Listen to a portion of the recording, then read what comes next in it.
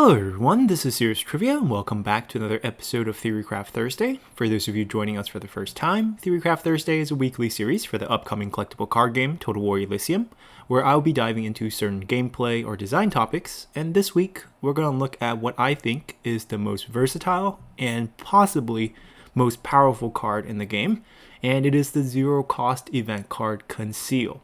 Now on the surface, Conceal doesn't look that special. It's a zero-cost event, as we mentioned. It is a timeless card. It's a common card. It is available to all generals of all eras, and it has a very simple and straightforward effect. Give any target camouflage until the end of the following turn. So the first thing you might think of when you think about this card is to use it on your general, because that's the most common target of this card, I would argue, as it buys you an extra turn where you can't be targeted. And that becomes valuable when you're at the edge of death, trying to kill off your opponent before they kill you off. And especially if you're against one of the more aggressive types of decks, you're trying to avoid direct damage card. Perhaps you think you have the game in the bag with your board, but you're afraid that the enemy will simply use an event card and deal direct damage to your general, killing you before you have a chance to finish them off. And some of those cards might be Pillage, Trample, Calibrated Wardness, and many more cards. I'm just using one from each of the eras to demonstrate what possible targets we're looking at. And all these cards have a common theme in that they require a target. And because Conceal camouflages the card that it targets, the card can no longer be targeted by any other card that your opponent wants to use. So it can't be attacked, it can't get targeted by this event card, thus buying you a turn to survive. And sometimes this effect can be added to other cards, not necessarily your general. Because one of my favorite combos in the game is the Scribe Combo with Conceal.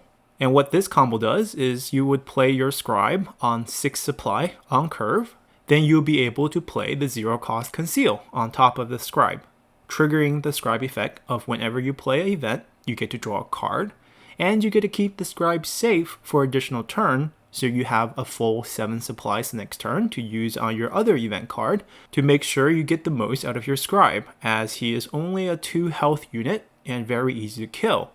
Now of course the game has designed many counterplays against this and against the possibility of you protecting your unit with the Conceal card or protecting your general, and some of those cards are ones that doesn't require a specific target.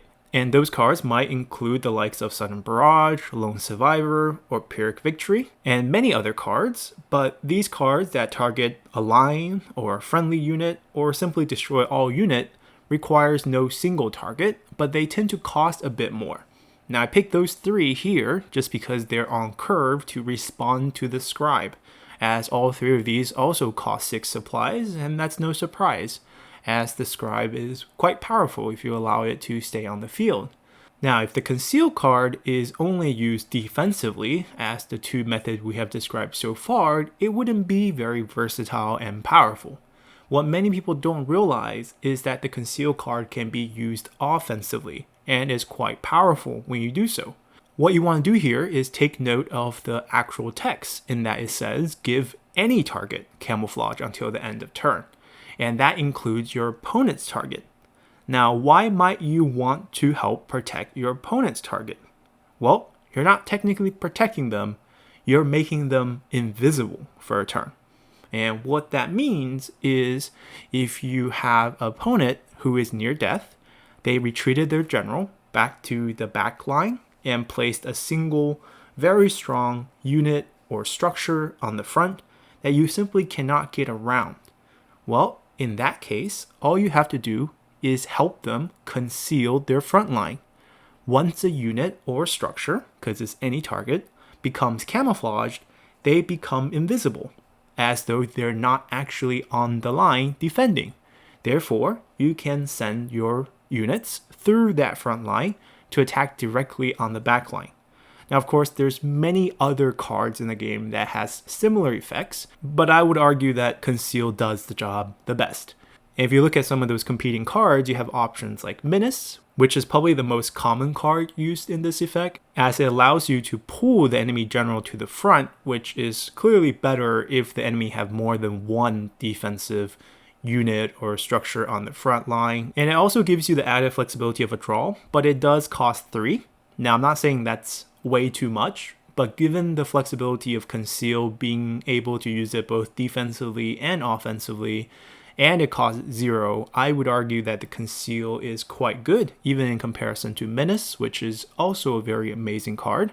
Then you have a few other cards who could do a similar job. Cowardice and Strike Fear does it a bit differently.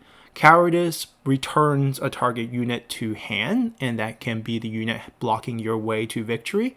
Although I would argue this is probably way worse than Conceal, since your target is only against a unit and it costs 2, and it's not that flexible because you can't use this defensively and offensively, and it simply delays the enemy's supply cost curve by returning a more expensive or more buffed up unit during the course of play, and in the very vital moment where you might need this for a win, it's not really going to kick in like the Conceal, as the Conceal costs 0, so it's not going to impede your other combos that need to be played for the killing effect, whereas Cowardice 2 costs might hinder you there.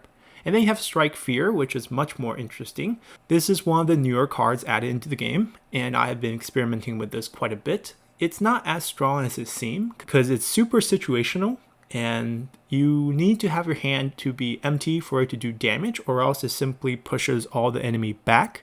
And when you're behind, the issue here is if the enemy have more than 6 units that shares the board, the backline could be filled up, and the pushback might not always be super effective. Therefore, you can't always guarantee to be able to hit your general or your desired target. So out of these 3 cards, clearly Menace is the best, but I would argue that Conceal can be used in a similar fashion as you would use these, and often people overlook this, that by granting your enemy camouflage during a turn can open them up for much more damage than you would imagine, as you can do this even during non-finisher's turn, as you can surprise them with damage that they thought they were safe from. So with no major news from the developers this week, this is going to be our short Theorycraft Thursday session, talking about one card that I feel is quite strong and often overlooked for its offensive abilities, as many players just use it for a defensive use. So in the future, if you're making a deck and you are stuck on 17 cards, not sure which card to take into the deck, Conceal is often a great choice, both for offense and defensive uses.